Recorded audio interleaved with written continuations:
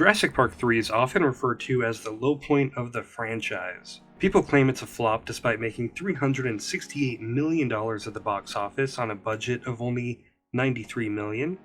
Yeah, it's not on par with the original's box office or The Lost Worlds. It still made some money. Admittedly, it did put the Jurassic Park franchise on ice for about 14 years, but I don't think it's nearly as bad as people say.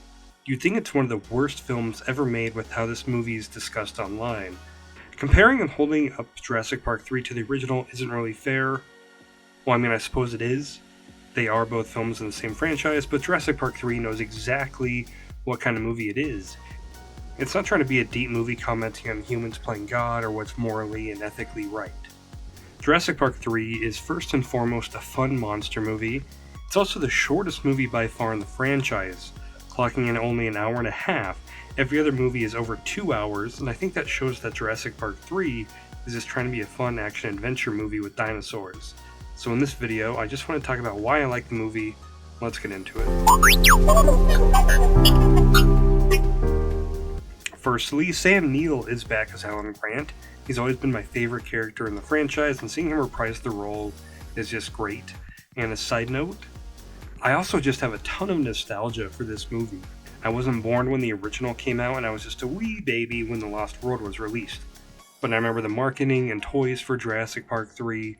I didn't see it in theaters, I was just a dumb little kid. But Jurassic Park 3 is one of those movies I watched a ton when I was a kid. Me and my best friend growing up still quote this movie randomly to this day, and it's great. Now, back to talking about the movie.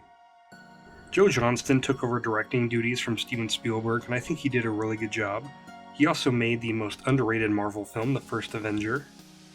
The story of Jurassic Park 3 is the Kirkys here tricked Dr. Grant to come to Isla Sorna to help them find their son that went missing there. I like the characters in this movie. They aren't anything special or anything, and yeah, Amanda Kirby's screaming can get a little bit annoying, but there wasn't anybody I actively disliked. Now the big dino in the room, the Spinosaurus. I had no idea until a couple of years ago that the Spinosaurus was such a controversial thing in the Jurassic Park fandom. I always thought it was a super awesome looking dinosaur. I had the toys and everything growing up with this guy. But people seem to get very, very upset when the Spino kills the T-Rex.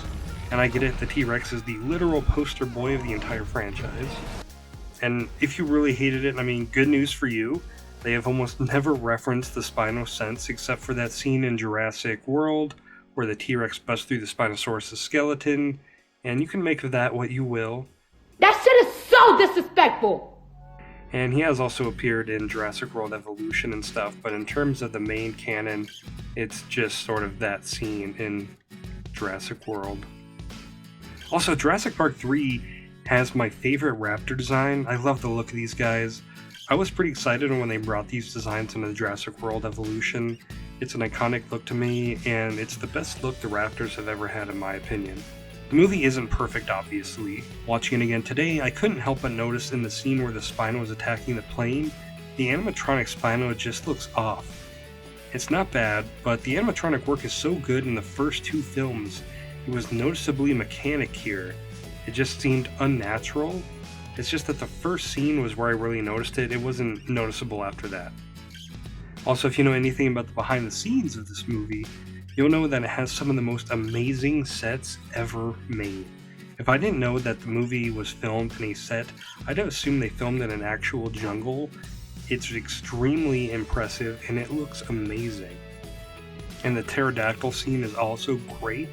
This movie just has so many fun and exciting chase scenes. I don't get why it's so hated so much. The part in the cage is so good. The atmosphere and build up to the reveal of the pterodactyl in the fog is so good.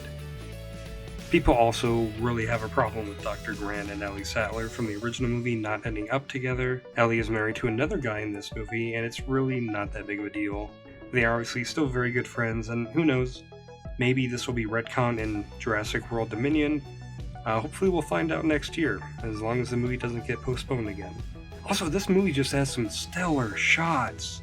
And I just can't help but love this movie. Even after all these years, I rewatch it along with the rest of the films in the series, and I always look forward to it. One thing we need to talk about is what they did to Jurassic Park 3's logo. They changed it, It had a very awesome, unique logo, and now it has just the normal Jurassic Park logo.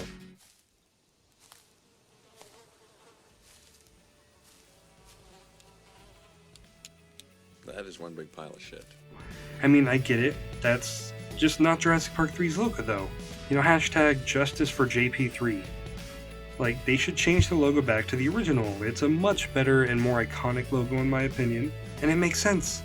You know, Jurassic Park 3, the big bad dinosaur is the Spinosaurus, not the T-Rex. And I don't get it. Why did you have to get rid of the Spinosaurus on the logo? It was fine. It looks great. All the other movies have the T-Rex, I get it. That's the main poster boy of the franchise and all, but why can't Jurassic Park 3 keep its Spinosaurus on the logo? I mean, yeah, at the end of the day, it's not a big deal. Just one of those minor annoying things that make you scratch your head and wonder why they did it. I don't know. I mean, so what are your thoughts on Jurassic Park 3? Do you have a favorite Jurassic Park sequel? Let me know.